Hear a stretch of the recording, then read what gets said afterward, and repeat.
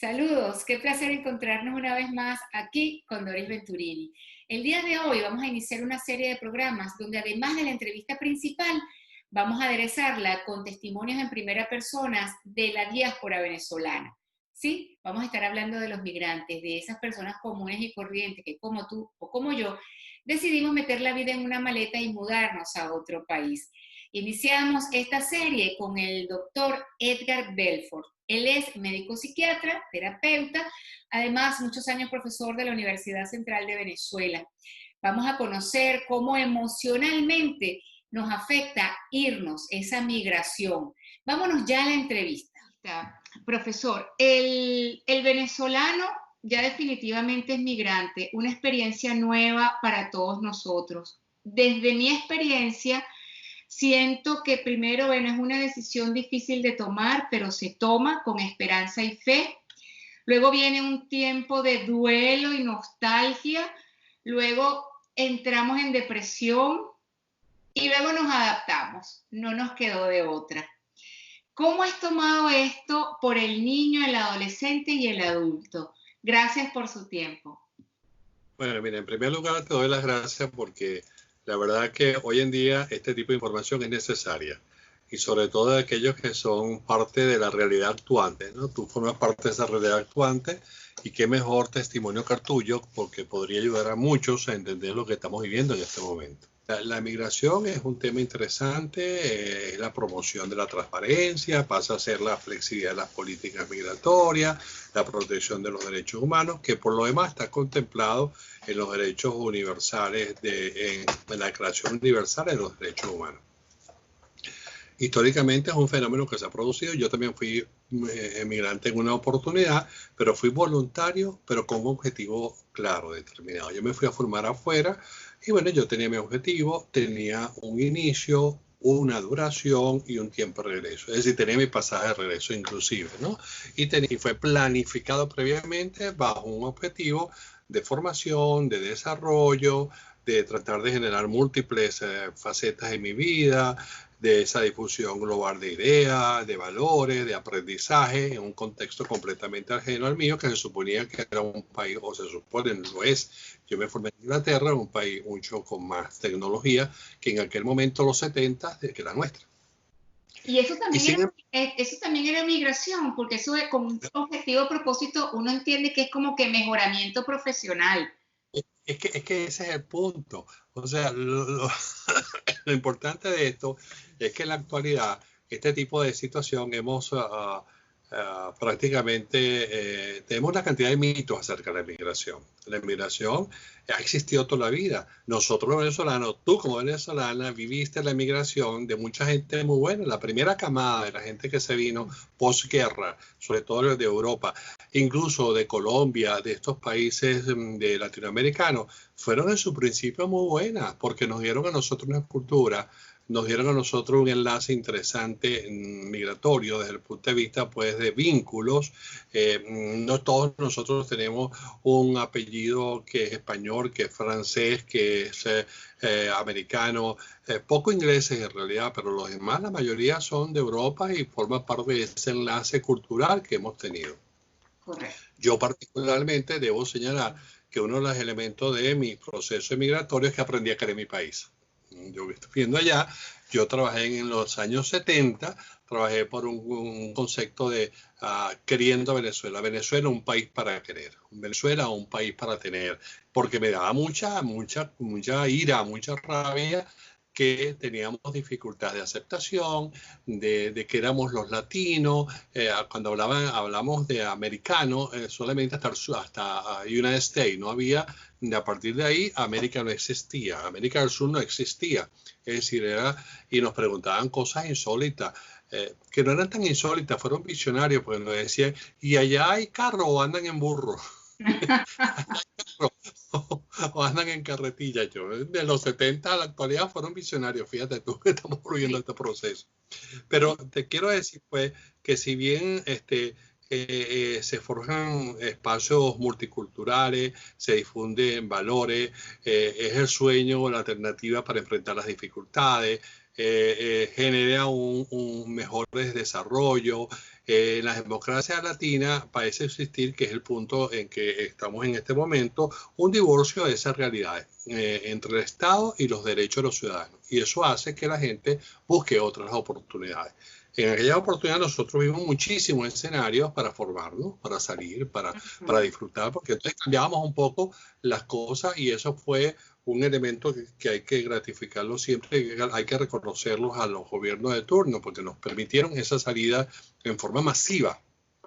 Yo debo decirte que, por ejemplo, una de las dificultades que yo confrontaba ya, que la viví en carne propia, era el proceso adaptativo, como tú mismo lo señalas, ¿no?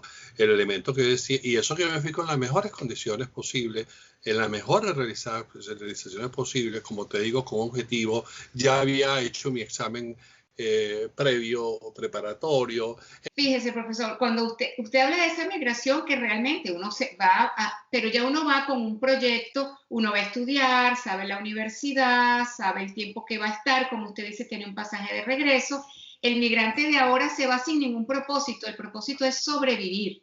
No sabe dónde va a trabajar, no sabe dónde se va a quedar y está dejando atrás algo que, porque uno nunca se quiere ir, yo creo que nadie se quiere ir de su país. Entonces, la migración tiene como que más dolor, ¿no? Es lo que siento. A usted no le dio tiempo de deprimirse. No, sí, claro. Sí, claro. Sí, claro. Es que a eso iba, es decir, que hay manifestaciones clínicas que nos pasa a todos. Lo que pasa es que va a depender del objetivo que uno persigue. Por ejemplo, toda inmigración supone mejora y desarrollo, tanto para las sociedades que de donde uno viene hacia donde uno va. Yo, por ejemplo, fíjate qué interesante, a los dos venezolanos que en ese momento estábamos allá nos ofertaron que nos quedáramos. Nos ofertaron puestos, nos ofertaron, y los dos decidimos regresar. Yo debo hablar por mí, pues particularmente decir regresar, pero yo tenía un compromiso con mi país. Y te puedo decir hoy en día que lo que yo soy, después de 46 años de ejercicio médico, ¿verdad? Se lo debo a mi país, independientemente de enfermedad para allá. Mi patria sigue siendo Venezuela. Mi terreno es Venezuela. Mi terreno es este país. Mi terreno en este momento es Caracas. Y me cuesta muchísimo irme. Yo me deprimí igual. Fíjate, teniendo todos los recursos, para que tú veas, yo me deprimía con mucha facilidad porque yo decía, bueno, dejé mis comodidades, dejé mi espacio, dejé mi familia, dejé mis comodidades, dejé mi espacio y el tiempo, que son dos variables importantes en cada uno de nosotros. Un espacio que uno tiene y en ese espacio saber manejar ese tiempo, ¿no? Entonces yo dejé en ese espacio graduado, tenía 2 años graduado, ya iba para 3 años graduado, estaba hoy empleado, ganando muy bien, bueno, tenía carro, vivía alquilado, pero ya tenía dinero para comprarme. En los años 70, ganándome un salario de médico, yo tenía dinero ahorrado para comprarme un apartamento. Pero entonces vino el elemento motivador y el elemento pues de superación y bueno, y si no de ilusión. Yo decía, bueno, yo no puedo ser un médico más, yo tengo que hacer mi especialidad y tengo que buscar otras fronteras para hacerla y me pude ir tranquilamente sin ningún tipo de problema, porque en ese lapso de tiempo y antes inclusive como estudiante tuve la gran oportunidad de viajar, de conocer el mundo, de conocer, pero no estoy hablando, yo soy de clase media, en ese momento un estudiante de clase media un poco baja, que tenía la oportunidad de estudiar en una universidad, que fueron 6 años, mi universidad, los años más felices de mi vida, y que pude salir después afuera a disfrutar de otras cosas. Cuando yo pierdo ese espacio, en ese espacio yo pierdo esas comodidades, esas situaciones de afecto, de vínculo familiar, de llegar a un país donde tú cuando estás de viaje, tú crees que todo es maravilla. Pero cuando tú llegas al país y te ves solo, y te ves que tienes que buscar cosas, detalles, por ejemplo, yo buscaba apartment, y allá no se dice apart, se dice flat. Entonces buscar un flat, ya eso me rompía, a mí no te quiero decir lo que me rompía, pues porque yo buscando y nadie me entendía. Yo estaba en Venezuela en un instituto donde estaba estudiando inglés y me habían dado diploma de honor y cuando llego allá me mandaron para el sótano 18, pues no tenía ni idea cómo pronunciar. Pero la barra y la limitación del idioma, las experiencias sociales y culturales que tú dices, bueno, yo estaba acostumbrado a mi arepita, a mi cuestión, ya no hay nada de esas cosas. Entonces tú tienes que ir poco a poco adaptándote y eso es una adaptación, es una subadaptación, porque te adaptas tomando tu realidad a una experiencia o a una cultura que no tiene nada que ver con la tuya. Esa realidad que usted describe, doctor, ¿cómo le afecta a un niño? ¿Cómo le afecta a un adolescente? ¿Y cómo le afecta a un adulto, una persona de 50 años que tiene que empezar de cero? Imagínate tú, a la familia le afecta enormemente. Hay una ruptura cuando la familia logra, fíjate, viajar en paquete, que viajan todos, las cosas más o menos ayudan al principio, porque también va un marco de ilusiones, de expectativas que no son reales. Entonces, esa familia que migra, si no tiene las condiciones o los valores bien pegados, bien condensados, esa familia va a empezar a tener problemas de integración en primer lugar. Segundo, de identidad, porque esa familia empieza a tener una cantidad de desajustes. Por ejemplo, en países como el que tú estás, donde está la barrera del idioma, entonces los muchachos comienzan en una escuela donde aprenden un idioma ajeno al nuestro, pero cuando llegan a casa, en un momento determinado, hay incluso dificultad para entender a los propios padres de lo que se les está diciendo no, que se va mejor con los muchachos, aprenden mucho más rápido que nosotros. Nosotros tienen que dar los golpes para poder aprender un idioma, ¿verdad? Ellos rápidamente, en un corto tiempo, están hablando y se están entendiendo en forma mucho más amistosa. Y ese es otro elemento. Los muchachos establecen vínculos de amistad mucho más rápido que nosotros.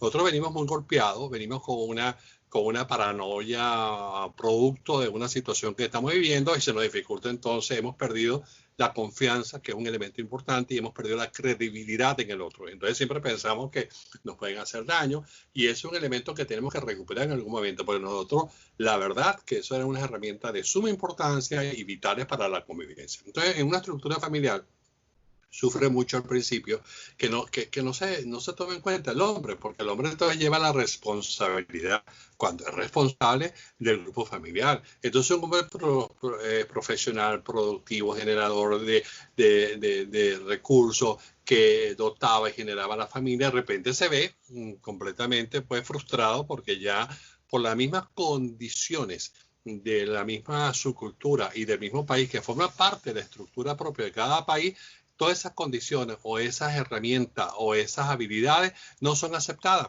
Él pasa a ser un número más, un ciudadano, un green card y una persona que, bueno, no se sabe ni quién es, no nos interesa quién es, ¿verdad? Entonces pasa a ocupar, si es que consigue, algunos puestos muy inferiores a lo que uno está acostumbrado a vivir. Uno se forma, porque eso era lo que siempre nos dieron con nuestra cultura. Hijo, mire, fórmese, estudie, si usted no estudia, tiene que tener su casita. Todos esos valores se van perdiendo y uno llega y se adapta, entre comillas, porque no se logra adaptar en su totalidad a una realidad completamente ajena, que uno, aunque no quiera, uno sufre, porque uno siempre, el dolor está ahí. El dolor está pegado y eso va generando muchísimo impacto en la salud mental. La mujer pasa a ser, sobre todo nuestra mujer de clase media, de estrato medio, pues no tenemos clase, es una mujer muy acostumbrada a muchas cosas aquí, que inicialmente en este grupo han emigrado muchas mujeres de valor, de talento, hiperactiva, productiva, y se ve también colapsada, se ve también incluso invadida por una cantidad de noxas, de problemas que no le permite salir hacia adelante. Y esa mujer también entonces se colapsa ante la situación. Los viejos ni hablar, los viejos, fíjate que muchas veces los viejos se dejan aquí en Venezuela para mandarles las benditas remesas.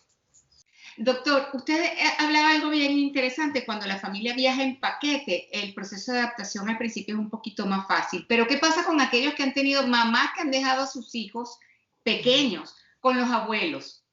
¿Qué pasa con esa separación? Hay quienes se reúnen, hay quienes no lo logran. ¿Qué pasa con ese niño que se queda y esa mamá que con el dolor de su alma tiene que irse a trabajar afuera del país? Bueno, eso, el impacto es mayor todavía. Y va a depender mucho, fíjate, que no todo el mundo reaccione en forma igual, porque va a depender de la vulnerabilidad, que es la cantidad o la sumatoria de riesgo que tenemos cada uno de los individuos. Ese es un proceso más individual que colectivo. Y es por eso que la gente a veces dice, no, es que fulanito, mi vecino se fue. Y eso no son ejemplos buenos. Simplemente va a depender de las condiciones, la capacidad que cada quien tiene para lograr su proceso adaptativo. Y si no tiene, como decimos nosotros en el lenguaje coloquial y literal, rabo de paja. Tan sencillo como eso. Entonces, eso se produce una cantidad de situaciones que genera muchísimas dificultades en cada uno de los individuos. Fíjese usted que una de los elementos interesantes, si no se toman, si se rompen los vínculos, que se rompen muchas veces, que no se consiguen los valores en una familia que no tiene valores o un individuo que no tiene buenos vínculos afectivos, generalmente es presa fácil, pero presa fácil para ubicarse en escenarios completamente ajenos a la realidad viviente y sobre todo a la legalidad. Porque ustedes comienzan a ver esa gente que se va sola, que es el caso que me está planteando, sobre todo en la mujer, genera muchísimas dificultades. Yo tengo pacientes, tengo gente conocida que se ha ido solo porque sus hijos así le envían y deja en manos o el cuidado de sus hijos en manos de la abuela. O en el mejor de los casos, porque a veces los deja a solas, pero se considera que ella pasa a ser el soporte familiar y llevando dinero, ¿no? Y le mando la caja, y le mando la medicina. Pero y los afectos, y el vínculo, y el trato, y el desarrollo, y la identidad, y la impronta, la situación afectiva, emocional, no lo hacen en la caja ni lo hace el BIN. Es necesario la presencia de ella aquí independiente. Y eso es uno de los valores que se perdieron, porque la mujer nuestra es mucho más productiva. La mujer mantenía, y eso lo hemos visto, la mujer ha mantenido 8 o 10 muchachos tranquilamente y los crecen. Y tú ves el verbato de mucha de la gente nuestra que dice, gracias a mi mamá, nosotros vimos la pobreza, hicimos un esfuerzo. Fíjate todas esas cosas, cómo han cambiado y cómo cambian cuando se están afuera. Porque ya ingresar a una universidad no es el mismo cuento que ingresar aquí. Allá vincularse con el vecino no es el mismo cuento que vincularse aquí. Nosotros tenemos familiares que uno dice el tío de mi tamaño, pero triqueño ojos verdes. Uno dice, ¿por qué no sale? No, ese no es tío, ese es un vecino que lo llevamos tío. Y donde come uno, comen 10, porque ese es el concepto nuestro. Hoy en día, mientras más lejos estemos los vecinos, mejor todavía. Entonces, fíjate cómo van cambiando las cosas. En la población infantil, en la población de niños, es peor aún, porque los niños tienen que lograr un proceso de readaptación a realidades completamente ajenas, no solamente readaptación de aprendizaje completamente ajeno a nuestra realidad y a nuestra propia cultura. En el hombre, cuando se va, el hombre siempre no deja, y no solamente el hombre, de todo, siempre tienen en la cabeza de que tenemos que regresar en algún día. La esperanza de regresar, la esperanza del volver. Eso, la canción esa del volver, yo creo que se pone famosa en los emigrantes, ¿no? Pero no es una cuestión nueva, te puedo decir. Es una cuestión que está en la cabeza de aquellos que emigraron hace muchísimo tiempo. Una de las cosas interesantes, los que viven en Estados Unidos, hay estudios brillantes acerca de eso, que la mayoría quieren regresar a su país de origen para vivir, como dicen ellos, para salir con los pies por delante en su país, en su tierra. Y resulta que les malísimo, porque no se adaptan, no se adaptan en su tierra, porque empiezan con una cantidad de costumbres completamente diferentes. Y esa es otra realidad que tenemos que considerar. Entonces, fíjate que es interesante, tanto el que se va como el que se queda. Por ejemplo, lo que está pasando ahorita en mi país, en nuestro país. En nuestro país estamos rechazando al emigrante. Estamos rechazando que el que se fue, el que se va siempre se va con una idea de irse, de vivir en un país, en una realidad ajena, de adaptarse a una realidad completamente ajena a sus criterios, a sus principios, a sus valores, a su cultura, pero con la esperanza de volver otra vez, ¿no? Y esa persona, por X razón que esté regresando, lo que consigue entonces es el impacto peyorativo que estigmatiza a la persona, que le genera más problemas. Y eso lo estamos viendo ahora, que es interesante cuando vemos a estas personas. Nadie se pone en el zapato de esas personas. Tú lo dijiste, tú no te fuiste porque tú te dio la gana de irte para allá para formarte con un proyecto, te fuiste porque, bueno, tenías que irte, porque mucha gente se fue y mucha gente se fue bajo otras condiciones completamente ajenas a las que yo me fui y obligado en una circunstancia de momento determinado. Yo le digo a mi mujer, por ejemplo, yo salgo de mi país ya a los 71 años, bueno, tengo que salir cuando me metan en un avión. Mi mujer me dice, ¿será cuando te meten en una canoa y te sube? Yo no me veo en otra tierra, a pesar de haber tenido una experiencia buena en el contexto de vivir en un país muchos años y de ser emigrante en un país, ser un ciudadano completamente ajeno, diferente a ese contexto, de lo cual no tengo ninguna queja, más bien tengo muy buenas experiencias, muy buenas vivencias. Yo no ve otra realidad, sino vivir en mi país, estar luchando en mi país, quedarme en mi país, porque no conozco otra realidad, yo leo mucho en mi país y yo quiero terminar las vivencias en este país. Entonces, ¿qué es lo que pasa con esto? Tenemos que ser muy cuidadosos también con la actitud que estamos mostrando ante los ciudadanos, ante nuestros colegas, ante nuestros hermanos. El que sea no es el que está mejor está. Hay muchos que sí, otros no. Pero también existe el otro elemento, que el que está allá donde tú estás, a veces tiene una crítica, a veces destructiva, a veces enfática ante situaciones que estamos viviendo. Por ejemplo, la situación que estamos viviendo de la realidad política que nos abarca en este momento, piensa que uno tiene que generar acciones completamente y son dictatoriales y son mandatos o directrices que nos dan que hay que ser A, B, C, D. Pero bueno, es que hay elementos que nosotros podemos controlar y otros elementos no. Y eso nos lleva a otro campo que es interesante, que es la actitud individual. Somos individualistas. En este momento, la gente pasa de lo colectivo a lo individual. En este momento, si yo tengo Porque es de supervivencia. Claro, si yo tengo un bar de agua, lo guardo, no lo comparto con mi vecino. No, claro. Lo estamos viendo en esta situación de pandemia que está viendo en este momento. Nos preocupa y nos cuidamos a los viejos, pero si un viejo en vecino tiene un problema, nos mandan a atender al vecino y nadie lo atiende, ¿me entiendes? Yo cuido al viejo mío. Y por otro lado, uno le dice a los familiares, cuídate, porque si te da algo, no te podemos ni siquiera ver. Cuando en la vida que nosotros somos llorones y vamos y corremos y buscamos y abrazamos, bueno, ya, fíjate dónde hemos llegado. Nos cambió, este proceso nos cambió como venezolanos, pero hay algo que no nos ha cambiado, doctor, y es eso de la viveza criolla, porque a donde vamos queremos ser más vivos que los demás, y eso nos ha costado el rechazo de muchos y nos ha costado el que, bueno, que no nos adaptamos y regresamos. Claro, y es que ese es un elemento que es bien interesante, porque cuando uno tiene esas vivencias, esa experiencia de vida, hay un indicador interesante, que es precisamente la humildad. Y la humildad tiene que vivir en nosotros. Nosotros fuimos muy criticados y con razón por los años 60, por los años 70. Y tenían razón. Nos las montábamos muy bien, la teníamos muy bien.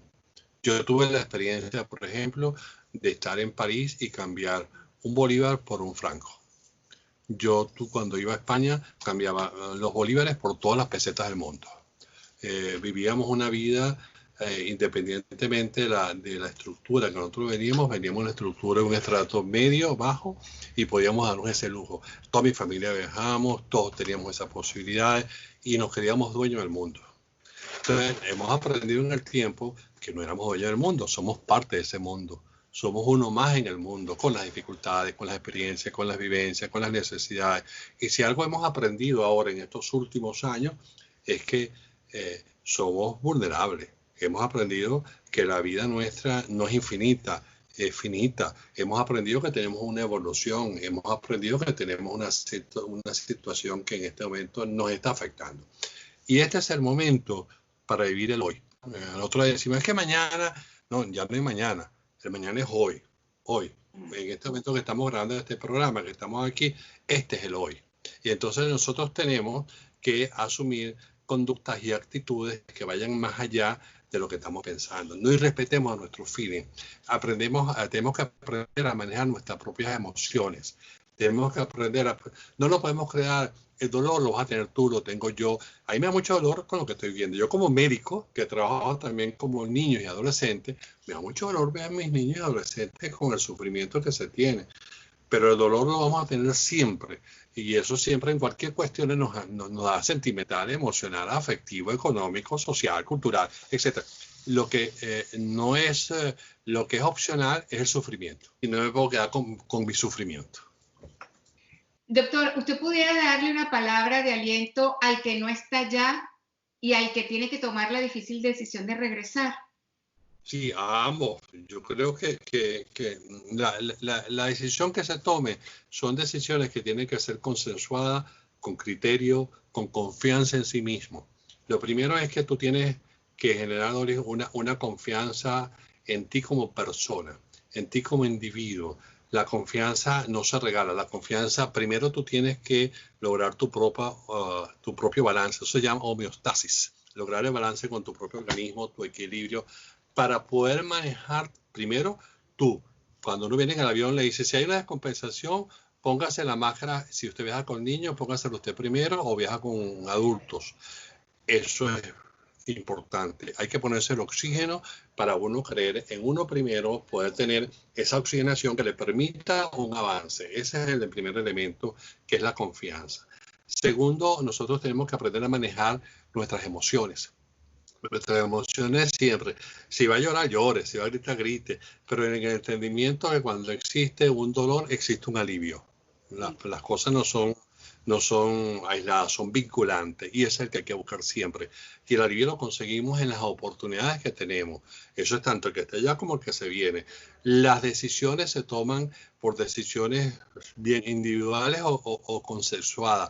Usted no tiene, porque si ve una oportunidad, usted se fue a buscar un sueño, una realidad ya, estuvo enfrentando unas condiciones determinadas allá para poder realizarse y consigue que no es, bueno, una decisión de regresarse y a seguir con sus situaciones aquí no está mal. No, tiene que, peor, usted todavía tiene escenario, tiene todavía posibilidades de seguir viviendo.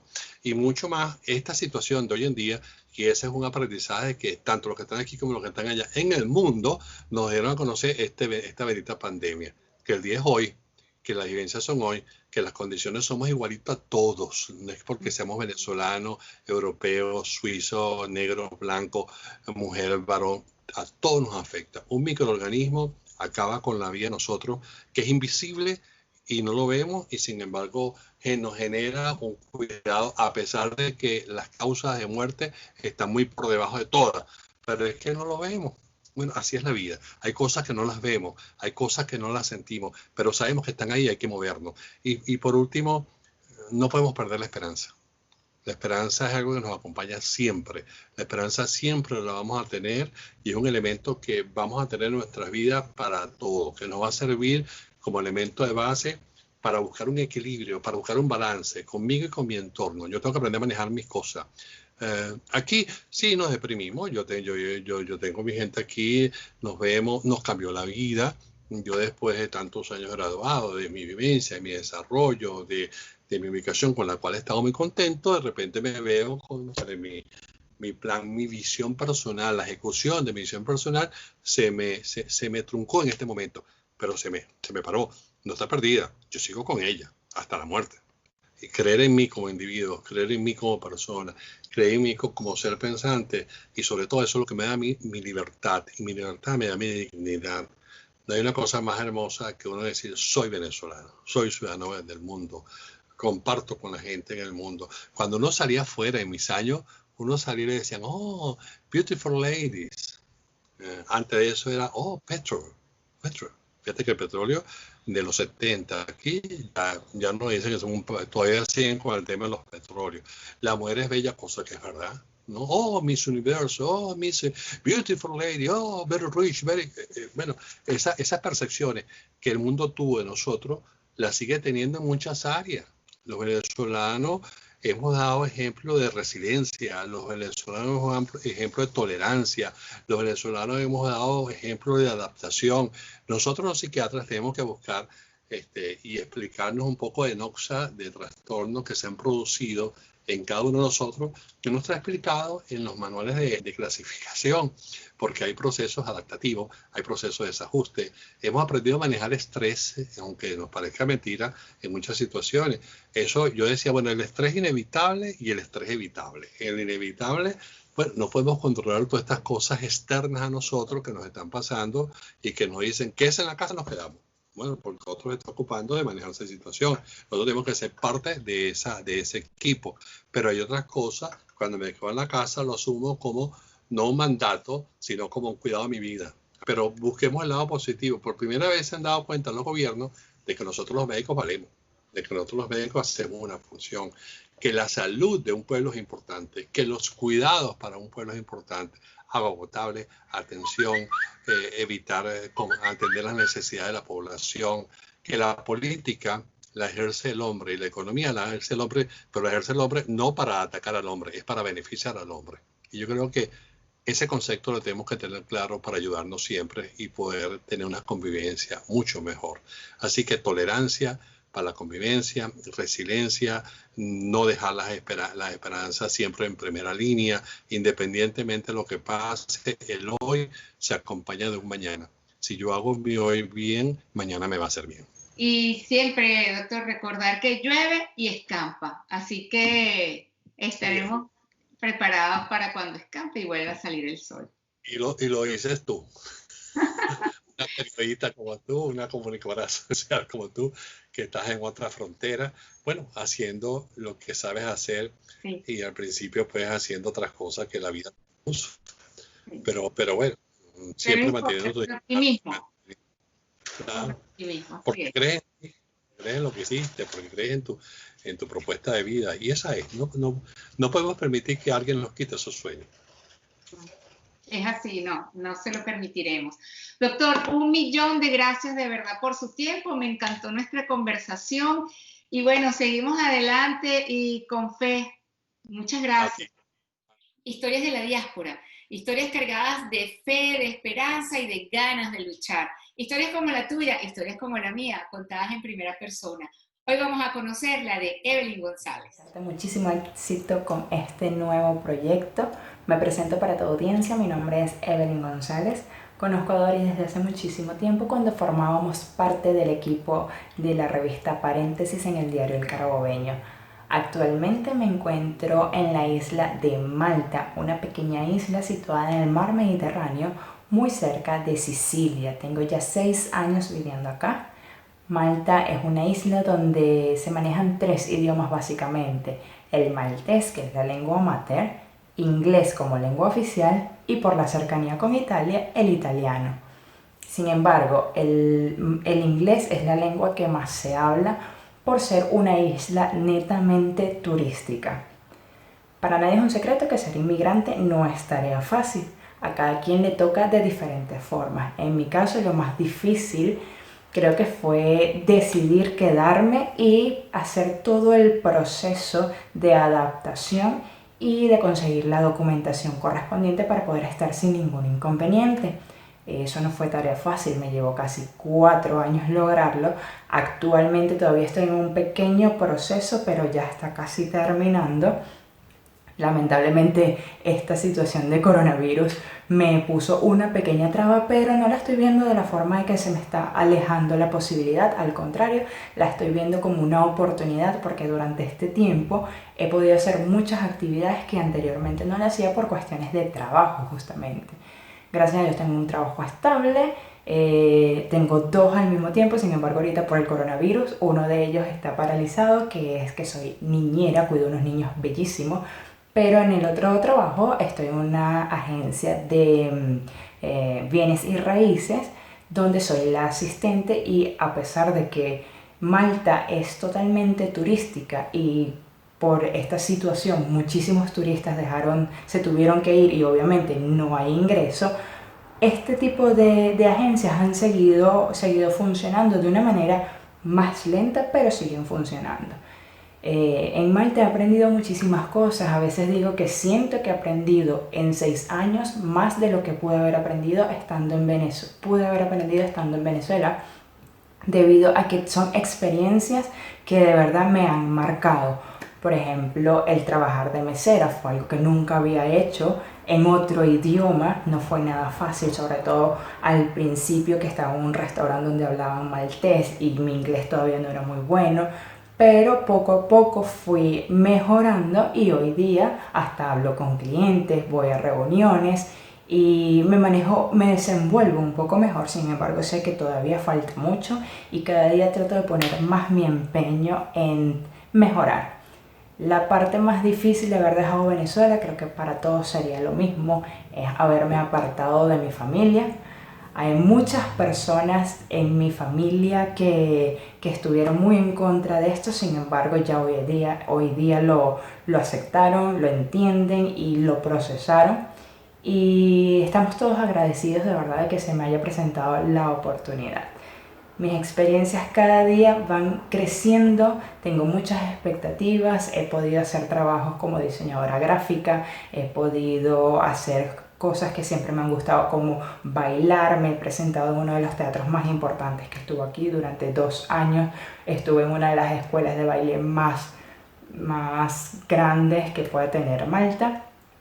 Y lo mejor de Malta es que siempre hay playa. A pesar de que el invierno ha sido muy complicado para mí, ya cuando llega el verano es una cosa que, permiso que aquí voy.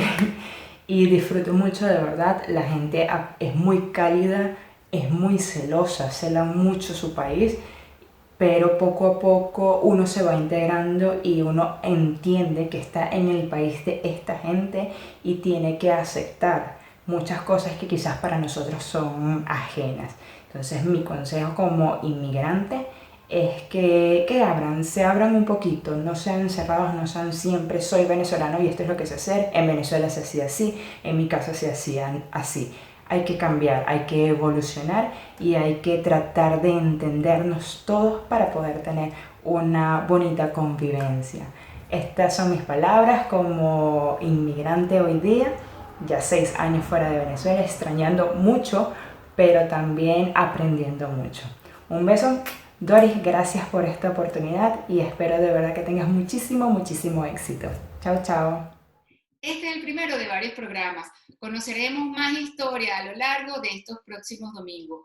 Espero que haya sido del agrado de todos. Recuerda, suscríbete, compártelo, dile a tus familiares, dile a tus amigos, pónganle a la campanita para que les recuerde cada domingo nuestro punto de encuentro. Y de verdad, gracias a todos por su apoyo. Paz y bendiciones, que tengan una extraordinaria semana.